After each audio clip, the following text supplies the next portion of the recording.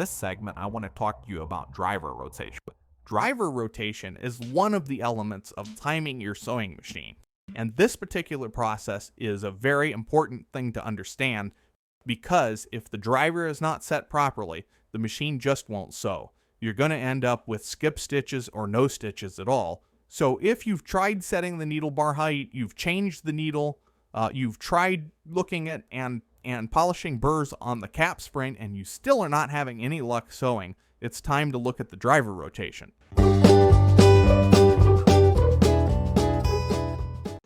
And once again, I'm going to remove the slide plate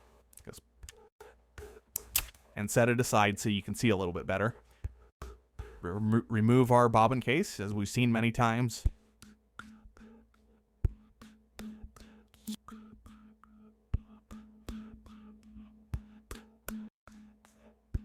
And now here is our hook, and of course it falls out. And what we're looking at when we talk about the driver is this piece right here that rotates as I turn the flywheel. That is the driver. And we call it the driver because when the hook is in place, it is driving the hook back and forth in order to interact with the needle to pick up the thread. And you can see that relationship looks, because we're looking at that interaction between the hook and the needle. And we want to make sure that it is in a proper position where the hook is going back far enough. So here's back far enough that it has enough room to come forward and pick up the loop of thread. But we also want to make sure that it's not back so far that when it comes forward, it's late to pick up that loop of thread. So this is set properly. And the first thing you should do anytime you're getting ready to check the timing on a sewing machine is to verify where it is to begin with. Then you make adjustments after you verify. To do that, we need to release set screws at the base of the driver. There are two. Here's one, and then the other one, when I rotate the driver, I can see it up through the top here, right here.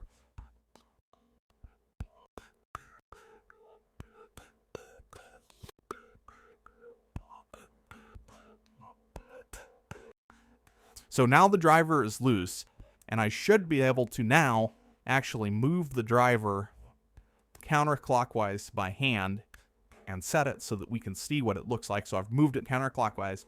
Let me show you what that looks like. This would be with the driver retarded or not far enough forward.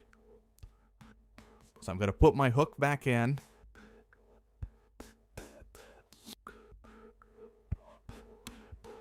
And you can see now, look at that gap. The gap is, the hook point is way back here. Now watch what happens when I swing forward. As it comes forward, look at the eye of the needle. It's going up, up, up, up, up. And look at that. The point is below the eye of the needle. Obviously, I'm not going to be able to catch a loop of thread. That is pretty much perfect. So what I'm going to do is I'm going to come back in here where our set screws were, and I'm going to just snug up one of those screws. I'm not going to set it really tight. I'm just going to snug it a little bit so that I can always make fine-tuning adjustments. So the name of the game here is to fine-tune it. We want to make sure that we get the point of the gib hook back that 3/16 to 1/8 of an inch, and then when we rotate forward with the needle bar height set correctly according to the score mark on the needle bar height, review that chapter if you need to. Come back, rotate so that the point of the gib hook is just in front of the eye of the needle, or in front of the needle front surface, and the eye of the needle should be below the bottom surface of the gib hook point. Once you're happy that that is the case, then we come back, and now we're really going to snug up the two set screws at the base of the driver, and we're going to make sure